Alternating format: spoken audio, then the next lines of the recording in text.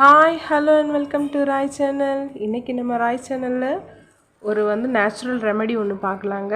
அது என்னென்னா, இப்போ நம்ம மழை காலத்துலலாம் நிறைய கொசுங்கள்லாம் வீட்டுக்குள்ளே இருக்குங்க இல்லைங்களா, அதுக்கான நம்ம ஒரு கொசுவத்தி இது மாதிரி நம்ம பண்ணலாம். இப்போ அதுக்கு இந்த மாதிரி காஞ்ச வேப்பிலை நான் இப்போது கொஞ்சம் எடுத்திருக்கேன் நிறைய. அதில் என்னென்னலாம் போட்டிருக்கேன்னு பார்த்தீங்கன்னா, இந்த மாதிரி வேப்ப மரத்தில் இருக்கிற பூவு எல்லாமே இருக்குது, கொழுந்து எல்லாமே இருக்குது. அதுக்கப்புறம் இது பார்த்தீங்கன்னா, இது என்னென்னு பார்த்தீங்கன்னா, நொச்சி இலைலாம் போட்டிருக்கோம். இது நீலகிரியோட இலை.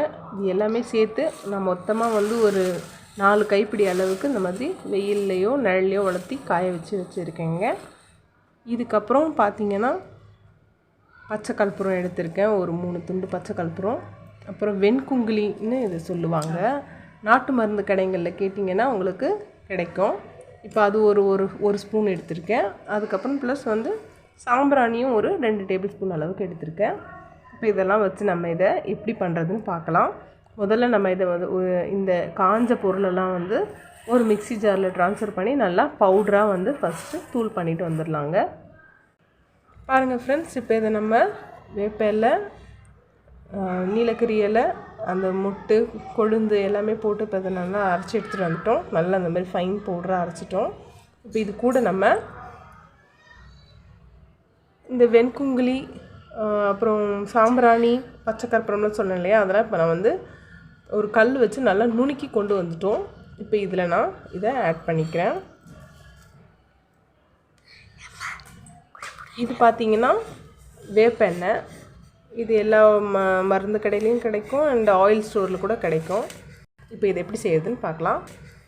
இந்த வேப்பெண்ணெய் இப்போ இதில் கொஞ்சம் கொஞ்சமாக விட்டு நம்ம பிடிக்கிறதுக்கு பிடிமானம் வேணும் இல்லைங்களா, அதனால் இதில் கொஞ்சம் கொஞ்சமாக விட்டு நம்ம பிடிச்சி எடுத்துட்டு அதுக்கப்புறம் அதை நம்ம வெயில்லையோ இல்லை நிழல்லையோ உணர்த்தி வச்சுக்க போகிறோம். அதை அந்த டைம் மழை காலத்து டைம்லேயும் பனிக்காலத்துலேயும் நம்ம அதை யூஸ் பண்ணிக்கலாம்.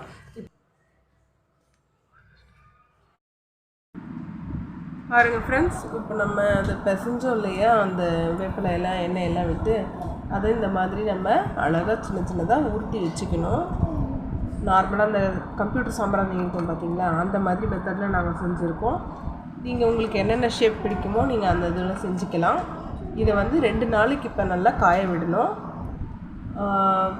வெயில்லையும் காய வைக்கலாம், நிழல்லையும் காய வைக்கலாம். உங்களுக்கு வசதி எப்படி இருக்குன்னு பார்த்துட்டு காய வச்சுக்கோங்க. இது காஞ்சி வந்ததும் இதை நான் உங்களுக்கு பற்ற வச்சு காமிக்கிறேன் எப்படி இருக்குன்னு. இப்போ இது 2 நாள் நம்ம காய வச்சு எடுத்துகிட்டு வரலாம். ஹாய் ஃப்ரெண்ட்ஸ், பாருங்கள், நம்ம அன்றைக்கி செஞ்சதை காய வச்சு கொண்டு வந்துட்டோம். ஒன்று ஏற்றி காமிக்கணும்னு நான் சொல்லியிருந்தேன் இல்லையா, அதை பாருங்கள், நான் இப்போ ஏற்றி வச்சுருக்கேன். எவ்வளோ புகை வர்றது பாருங்கள். கம்ப்யூட்டர் சாம்பிராணி மாதிரியே நிறைய புகை வருது இல்லையா. இதை நம்ம இயற்கையான பொருளை வச்சு தான் நம்ம இதெல்லாம் பண்ணியிருக்கோம். நம்ம கொசுவத்திலாம் ஏற்றினோம்னா சிலருக்கெல்லாம் அலர்ஜியாக இருக்கும், ஒத்துக்காது. அது சுவாசிக்கவும் முடியாது, நல்லது கிடையாது. நம்மளோட நுரையீரலாம் நல்லா அஃபெக்ட் பண்ணும்.